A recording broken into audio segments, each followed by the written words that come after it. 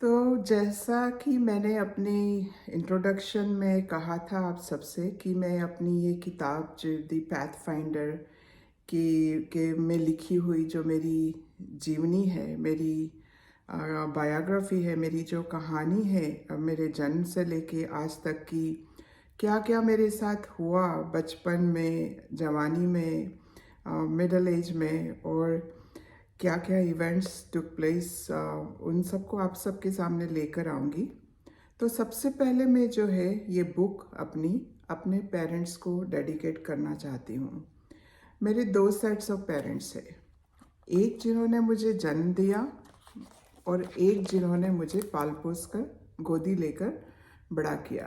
तो ये जो मेरे पेरेंट्स है, मोहन लाल जी मेहता और राम प्रसाद बाई मेहता, ये मेरे बायोलॉजिकल पेरेंट्स है। और ये जो है ये मुरलीधर जी मेहता और लीलाबाई मेहता, जिन्होंने कि मुझे अडॉप्ट करके और मुझे बड़ा किया और परवरिश करी और जिन्होंने मुझ में संस्कार डाले। तो दूसरा ये है कि मैं ये बुक ऑल्सो, अगर इसमें जो भी कुछ लिखा गया है और जो भी मैंने किया है वो संभव नहीं था अगर साथ मेरे हस्बैंड का ना होता। तो मेरे हस्बैंड ने मेरा बहुत साथ दिया है मेरे जीवन में, क्योंकि वो हमेशा मुझे कहते थे कि तुम बहुत सक्षम हो, तुम्हारा बहुत अच्छा फोकस है लाइफ में, तुम बहुत मेहनती हो, बहुत गोल ओरिएंटेड हो, फोकस्ड रहती हो, तो तुम जो चाहोगे जीवन में बहुत अच्छे से कर पाओगी। और उन्होंने हमेशा मेरी सफलताओं में, और ना कि जस्ट सफलता मगर मेरी निराशाओं में भी हमेशा मेरे साथ खड़े रहे और मुझे आगे बढ़ने का हौसला देते रहे। तो चलिए शुरुआत करते हैं मेरे जन्म से। मेरा जो जन्म है वो एक बहुत ही खूबसूरत शहर इंदौर, जो इंडिया का जो मिड साइज शहर है, वहाँ हुआ था। मैं पैदा हुई थी एक बहुत ही स्पिरिचुअली रिच फैमिली कह सकते हो आप, जिसमें कि हम हमेशा जो है स्पिरिचुअल हेड्स जो होते हैं, इंडिया के बड़े बड़े गुरुज जो होते हैं, बड़े बड़े जो साधु संत होते हैं, उन सब के बीच में हमारा बचपन बीता है।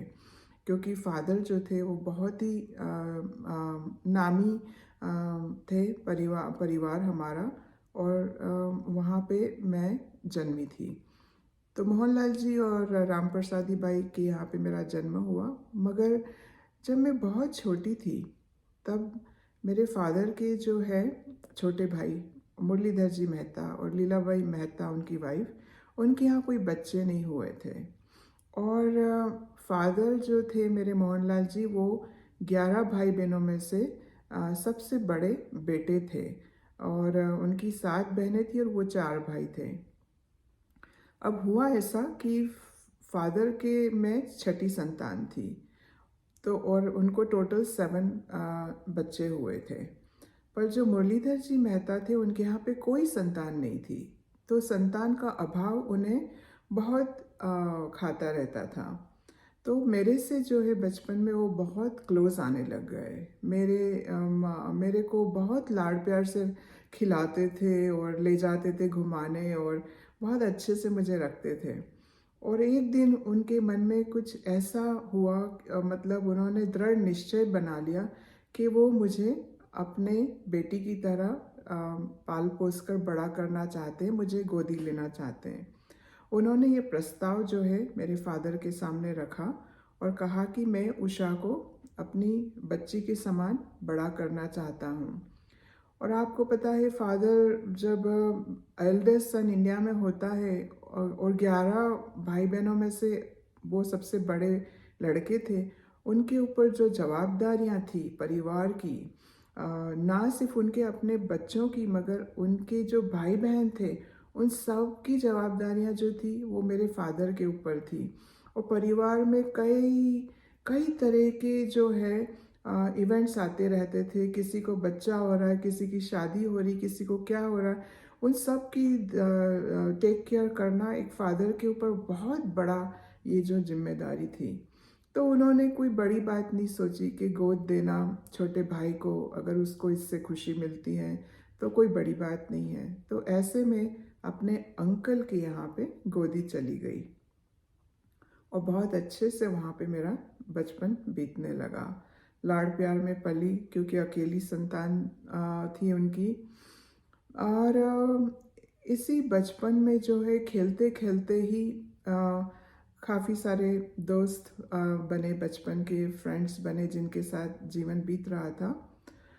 और अचानक जो है जीवन में एक मोड़ आया बचपन में ही, जो कि मैंने कभी नहीं सोचा था कि ऐसा मेरे साथ होगा।